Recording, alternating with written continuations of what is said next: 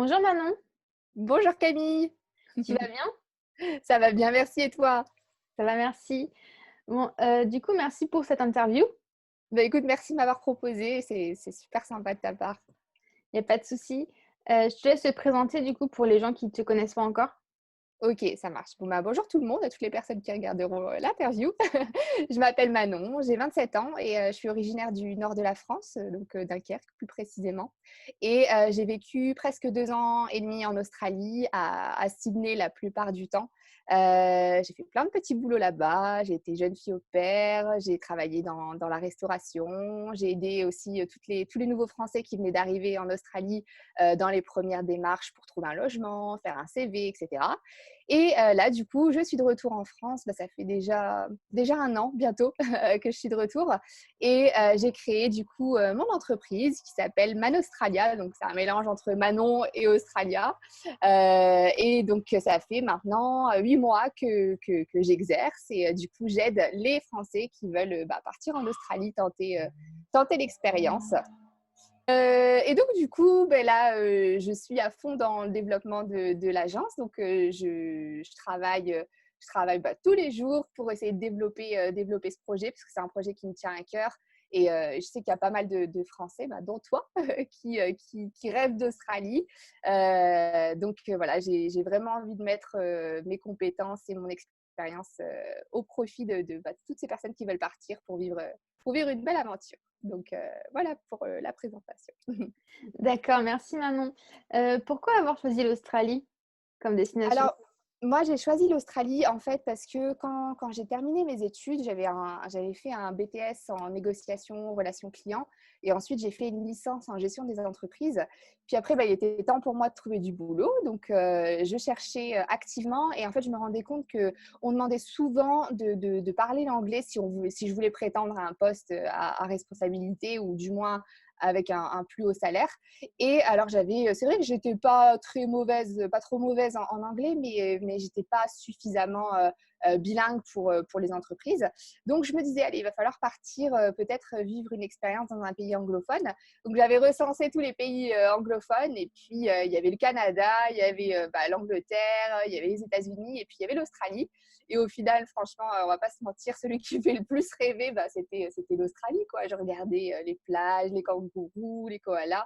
Et je me suis dit, pourquoi pas. Et puis, je venais aussi d'avoir une rupture amoureuse et j'avais vraiment besoin d'un changement radical, en fait, de vie. Et j'ai commencé à effectuer mes recherches et je me suis rendu compte qu'en fait, l'Australie, c'était l'un des pays qui offrait un visa, un PVT ou Working Holiday Visa, assez facile d'accès, donc, et pas très cher aussi le visa, qui permettait de rester pour une durée de 12 mois en Australie. Donc, je me suis dit, ça peut carrément me convenir. Et donc, du coup, j'ai foncé, j'ai commencé à effectuer mes recherches sur ce pays-là et je me suis dit, ouais, c'est vraiment là où je veux aller, quoi. Ok, merci Manon. Comment tu rechargeais tes batteries quand tu étais en Australie, ta motivation, où c'est que tu l'as trouvée vu que tu étais loin de ta famille, loin de tes proches, dans un nouveau pays qui était étranger? Mais alors, il faut savoir que j'ai presque pas pleuré quand j'étais en Australie. J'étais au contraire, j'avais l'impression en fait de me reconnecter à moi-même et de me découvrir en fait. Je suis partie là-bas vraiment parce que j'étais en quête de sens. J'étais un peu, comme je disais, j'étais un peu paumée. Enfin, je trouvais pas de travail. Je venais de me séparer d'une longue relation. Et en fait, quand je me suis retrouvée là-bas, finalement, je me suis sentie revivre. Donc, c'était pour moi au final. La vie de tous les jours, en fait, me permettait de recharger mes batteries. Et j'ai pas forcément senti enfin, c'est très rare que je me suis sentie triste ou seule, parce que là-bas, en fait, il faut savoir que même si on part toute seule ou tout seul en Australie, on n'est jamais seul. On fait tellement de rencontres, que ce soit dans des soirées ou dans la rue quand tu attends le bus. Enfin, il y a toujours des gens qui sont là et qui sont bienveillants. Et voilà, donc j'ai pas forcément eu besoin de recharger mes batteries. Par contre, c'est vrai qu'il y a quelques fois où je me suis sentie un petit peu seule. vraiment, encore une fois, j'insiste, c'était très rare. Et quand ça se passait, et ben, je faisais de la méditation. J'ai découvert la méditation en Australie. C'est un pays qui est assez voilà, cool Raoul. Ils font beaucoup de yoga, enfin, voilà, ils sont vraiment peace, tranquilles. Et j'ai découvert la méditation là-bas. Donc, je faisais un peu de méditation pour me ressourcer, quoi. D'accord, mais très bien. Mhm. Dis-moi, quel est ton plus beau souvenir, en Australie? Waouh, alors j'en ai eu franchement pas mal, mais il y en a un qui me restera à jamais. Je pense que c'est le Noël que j'ai passé, le dernier Noël que j'ai passé là-bas. Ici, dans ma famille, on fête Noël, mais pas la grosse fête comme dans certaines familles. Et c'est un peu un moment triste, limite, ici, quand je le fête en France. Et là-bas, au contraire, ça a été pour moi l'un des meilleurs Noëls de toute ma vie parce que bah, déjà, il fait super beau parce que les saisons sont inversées, hein, pour les gens qui ne le savent pas. Donc, quand c'est l'hiver en Europe, et ben, c'est l'été en Australie. Donc, du coup, au mois de décembre, bah, on était tous là en maillot de bain sur la plage, gros barbecue. Les gens, ils sont là avec leur bonnet de Noël, leur planche de surf. C'était pour moi un super souvenir, quoi. Ça m'a vraiment refait, genre, reapprécier ces périodes de fête qui parfois peuvent paraître un peu tristes pour certaines familles. Et là, j'étais vraiment avec des gens de nationalités différentes. C'était génial. J'ai vraiment adoré. Noël, c'est un souvenir qui me restera ouais, gravé à tout jamais. Et en plus, donc, j'étais en colocation avec une Allemande, un Espagnol et un Brésilien. Et en fait, on s'était fait un petit tirage au sort. On avait mis un budget chacun. Et puis, on devait chacun se faire un cadeau qui devait respecter le budget. Pas un truc très cher, mais c'était juste le principe. Et on se connaissait pas plus que ça. Ça faisait peut-être 2 mois, 3 mois qu'on vivait ensemble. Mais le fait de voir que bah, les personnes t'offrent un cadeau alors qu'ils ne te connaissent pas, c'était trop agréable, quoi. Enfin, cet esprit de famille, c'était juste ouf. Donc, voilà pour le souvenir. Merci pour ce partage. Dis-moi, quel conseil tu donnerais à un jeune qui hésite à partir en Australie?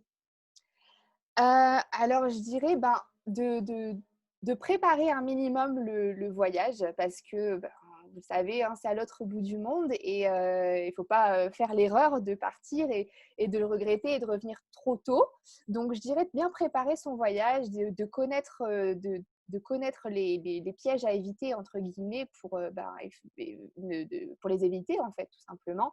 Même si le voyage parfait n'existe pas selon moi, hein, il va toujours falloir apprendre de ses erreurs entre guillemets et du coup ça va, il y a des moments où ça va être période haute et puis des périodes un peu plus basses, plus tristes. Mais préparer un voyage et bien se renseigner, pour moi, c'est la clé. Partez pas à l'arrache, mais partez pas non plus trop organisé parce qu'il n'y a rien qui va se passer comme prévu, quoi qu'il en soit. Donc, ça, c'est clair. Je pense que je suis bien placée pour le savoir. Et puis toi aussi, Camille. Oui. Donc, on prévoit un truc, on prévoit un truc et puis il n'y a rien qui se passe comme prévu. Je suis partie 2 fois en Australie, d'ailleurs, je ne l'ai pas précisé au tout début, mais les 2 fois où je suis partie, bah, ça ne s'est pas du tout passé comme prévu. Donc voilà, préparez un petit peu votre voyage, mais soyez ouverts à l'aventure parce que c'est aussi ce qui fait la beauté du voyage, en fait. D'accord. Qu'est-ce que tu conseillerais pour partir, comment organiser son voyage? Pour préparer son voyage, moi personnellement, quand j'ai préparé le tout premier, mon premier voyage en Australie, je voulais d'abord savoir dans quelle ville j'allais m'orienter pour partir. Parce que bah, finalement, le choix de la ville, c'est quand même super important. C'est ce sur quoi tu vas te baser pour avoir ton ressenti. Et je ne voulais pas me tromper. Donc, j'hésitais entre les deux grandes villes, Sydney et Melbourne. Et j'ai effectué un petit quiz. J'avais trouvé un quiz sympa sur Internet qui me permettait en fait de parler de, par exemple, ce que j'aimais faire, enfin, quels étaient mes hobbies, etc. Et donc, du coup, je suis partie pour la ville de Sydney. Une fois que j'avais choisi la ville, bah, j'avais commencé à regarder un peu sur quel visa il fallait que je prenne. Est-ce que c'était plutôt un visa PVT ou est-ce que j'avais envie de prendre des cours ou d'étudier? Bah, du coup, je serais plutôt partie sur un visa étudiant. Et une fois que j'avais la ville, le visa, j'allais me renseigner sur l'assurance santé, sur les billets d'avion, faire des devis. Donc, voilà, c'est super important de se renseigner, de faire des devis un peu à droite à gauche parce que c'est vrai que les prix peuvent différer. Il y a aussi la banque en Australie, le forfait téléphonique. Enfin, il y a plein, plein, plein de choses auxquelles on ne pense pas tout de suite, mais auxquelles il faudra penser. Et du coup, pour les personnes qui veulent partir, d'ailleurs, moi, j'ai mis en place des packs de départ et je m'occupe de toute la partie administrative, visa, logement, compte bancaire, transfert d'argent. Donc, si vous avez besoin, vous pourrez me contacter. À la fin, je vous laisserai mes coordonnées. D'accord, merci Manon. Merci. Euh, qu'est-ce que, qu'est-ce que tu dirais à un jeune qui est backpacker et qui souhaite partir dans un business en ligne pendant son voyage en Australie? Pendant son voyage en Australie, déjà, c'est tout à fait faisable. Moi, personnellement, donc je suis partie la première fois, après je suis rentrée en France, j'ai travaillé dans le marketing et j'ai voulu repartir une deuxième fois en Australie puisque ça me manquait de trop. Mais j'ai toujours voulu entreprendre en fait. Et du coup, je me suis dit, mais comment est-ce que je peux faire pour pouvoir partir en Australie, mais avoir toujours un pied dans l'entrepreneuriat? Et je me suis renseignée un peu sur les différentes façons pour devenir indépendant, entre guillemets, financièrement. Même si le but, c'était pas de faire des millions, mais je voulais juste pouvoir enfin, voilà, être indépendante financièrement. Et j'ai trouvé le dropshipping, qui est pour moi une façon cool d'avoir un pied dans l'entrepreneuriat.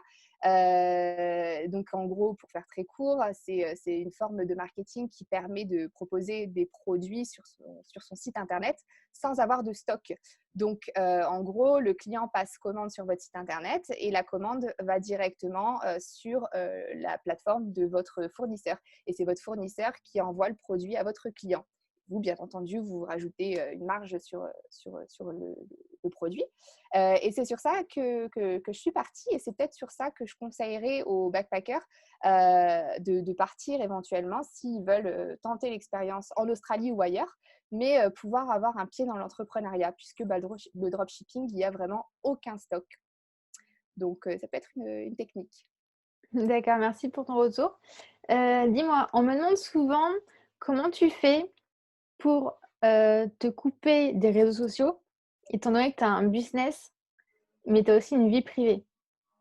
Oui, alors c'est vrai que c'est pas facile pour être honnête. J'ai un peu du mal, mais là récemment, je me suis rendu compte que je passais beaucoup trop de temps en fait sur mon téléphone et pas forcément que c'était pas forcément dédié que à la partie professionnelle. Donc j'ai acheté ce petit truc ici qui s'appelle un sablier et qui est vachement utile parce qu'en fait il est en 30 minutes, donc je le retourne et je me fixe des tâches de 30 minutes et puis après, je fais une pause. Et j'essaye vraiment de respecter ça parce que c'est pour moi ultra important. Ça te permet de faire la différence entre le pro et le perso, en fait. Donc, quand j'ai fini mes 30 minutes de pro, je me fais une petite pause de 5 minutes réseaux sociaux pour répondre à mes copines, mes copains. Et puis après, je repars bosser. Et à 17h30, j'essaye vraiment de fermer l'ordinateur, de fermer mes mails et puis de me déconnecter. Je fais du sport aussi pour dire d'avoir cette cassure avec ma journée de travail. Et une fois que je me mets dans le sport, là, il y a mon esprit qui switch et je me dis, allez, là maintenant, c'est du temps pour moi. Et j'essaye d'arrêter de répondre pour la partie pro. Mais j'avoue que c'est pas facile à gérer. Là, j'ai un peu de mal quand même. Donc, si tu as des conseils, je suis preneuse.